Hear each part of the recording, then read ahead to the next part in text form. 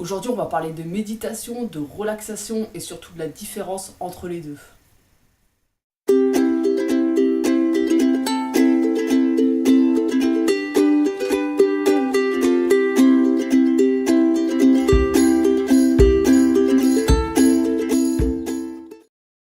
Salut les amis, bienvenue sur Joue avec la vie.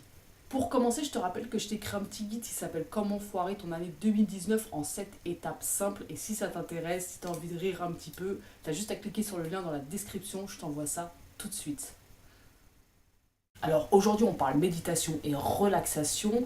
Et je sais pas si tu as déjà entendu cette image, tu es le ciel, pas les nuages. Qu'est-ce que ça veut dire exactement quand on dit en méditation, tu dois être le ciel, pas les nuages? Ça veut dire tout simplement que le ciel, qui est un ouragan en Argentine, une tempête en Australie, quelques nuages en Autriche ou alors un ciel parfaitement dégagé en France, il en a juste rien à foutre. Il reste le ciel et peu importe les conditions climatiques, ça reste le ciel. Méditer, c'est ça, c'est être le ciel. Alors, ce qui est intéressant, c'est que on confond très souvent la relaxation et la méditation parce que finalement, en Occident, on a très peu d'expérience par rapport à l'Extrême-Orient, par exemple, par rapport à la méditation. Donc c'est absolument normal. Pour moi, la relaxation, c'est une étape qui est indispensable vers la vraie méditation. Maintenant, je te parle de mon expérience. Pour moi, je fais une vraie différence entre relaxation et méditation.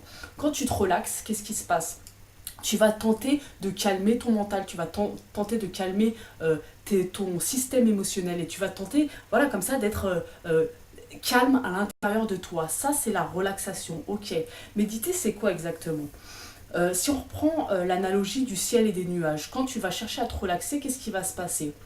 Tu vas chercher à te relaxer et là d'un coup il y a des nuages qui vont arriver. Et là tu vas faire quoi? Tu vas tenter de pousser ces nuages en déclenchant, je sais pas, un souffle de vent pour les faire disparaître. En fait, tu vas chercher à dégager les nuages et à revenir comme ça dans un espèce d'apaisement sans nuages. Ça c'est la relaxation, ok, pas de problème. Mais la vraie méditation, c'est comme le ciel, elle en a rien à foutre qu'il y ait des nuages qui passent, ça change rien pour elle. C'est-à-dire que quand tu es dans un état méditatif, contrairement à ce que beaucoup de personnes pourraient penser, c'est-à-dire que quand tu médites, il ne se passe rien à l'intérieur de toi, ni là, ni nulle part, c'est pas vrai. Quand tu es dans un état de méditation profonde, tu es comme finalement un espèce de récipient comme ça qui contient tous les phénomènes du corps. Et ce qui est intéressant, c'est que quand je tombe en méditation profonde, il va y avoir parfois plein d'images qui vont me venir, il va y avoir des mots qui vont me venir, il va y avoir des phrases qui vont me venir, il va y avoir tout un tas de phénomènes énergétiques qui vont se passer à l'intérieur de mon corps, mais ce qui se passe, c'est que je ne m'attache pas à ces phénomènes-là. Je reste en fait comme ça, en une espèce de,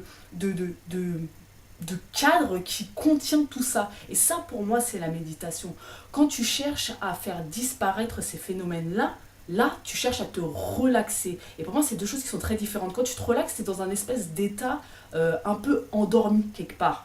C'est presque comme si tu commençais à tomber dans le sommeil. Alors que quand tu médites, tu es plus alerte que jamais en fait. C'est-à-dire que tu es hyper conscient de ce qui se passe à l'intérieur de toi, tu es hyper conscient de ce qui se passe dans ton environnement. Et pourtant, tu n'es pas attaché au phénomène. C'est-à-dire que tu te laisses pas emporter. Tu restes vraiment, tu es comme un récipient vide. Tu es comme le ciel qui contient les nuages. Et qu'il y ait des nuages ou qu'il n'y ait pas de nuages, ça change rien. Ça change rien. C'est-à-dire que qu'il y ait des chakras qui s'activent, de l'énergie ici, des pensées qui passent, ça ne change rien, t'es pas attaché au phénomène, tu le contiens. Alors je suis pas en train de dire non plus que tu es en mode observateur détaché et plus rien ne te touche en fait. Non, c'est vraiment l'effet d'être un espèce de récipient qui contient. Et pour moi, c'est comme ça que je vis la méditation ou que je peux vivre la relaxation. La relaxation, c'est plus pour moi de l'ordre d'un espèce d'endormissement quelque part qui t'apaise, qui te calme. Mais voilà, dès qu'il va y avoir une pensée, parfois certaines personnes en tentant de méditer, elles sont finalement en train de tenter de se relaxer et quand il y a une pensée ou plein de pensées qui passent, elles pensent qu'après 10 minutes, elles ont fait une mauvaise méditation. Ah, aujourd'hui, j'étais agitée, j'ai pas arrêté de penser, puis j'avais telle émotion qui me venait, etc. Mais en fait, là, elles cherchaient à se relaxer, c'est-à-dire à faire disparaître ces pensées-là, alors que si simplement elles avaient accepté, en étant juste l'espèce de réceptacle comme ça de toutes ces pensées, et ben finalement, il y aurait eu une forme de détachement et le corps se serait de toute façon relâché, il n'y aurait pas eu d'attachement au phénomène. Donc voilà, pour moi, ça c'est vraiment la différence entre méditer et relaxer. C'est absolument nécessaire de passer par la relaxation quand tu n'as jamais médité. C'est une étape. Pour moi, c'est vraiment une étape. Et moi, je sais que pendant très longtemps, pendant des années, en fait, je tentais de me relaxer en pensant méditer. Et quand j'ai compris ce que c'était vraiment la méditation, quand je suis vraiment tombée dans des états méditatifs profonds, là, j'ai compris la vraie différence entre les deux. Et quoi qu'il en soit, je pense qu'il faut le vivre pour comprendre. Donc vraiment, je t'encourage à méditer parce que la méditation, contrairement à ce qu'on pense, c'est pas quelque chose de super sérieux où faut rester focaliser et ne pas bouger comme une statue de Bouddha pendant des heures et des heures. Il y a aussi, tu peux vraiment trouver une forme de plaisir à méditer. Et je te dis ça parce que moi, c'est mon cas en fait. Je prends vraiment plaisir à méditer. Donc voilà. N'hésite pas à me dire ce que tu en penses en commentaire. Est-ce que tu médites? Est-ce que tu te relaxes? Est-ce que pour toi il y a une différence entre les deux? Quelle est ton expérience? Qu'est-ce que tu vis? C'est jamais que mon avis, donc donne-moi de tien. Je serai contente et je vais te répondre avec grand plaisir.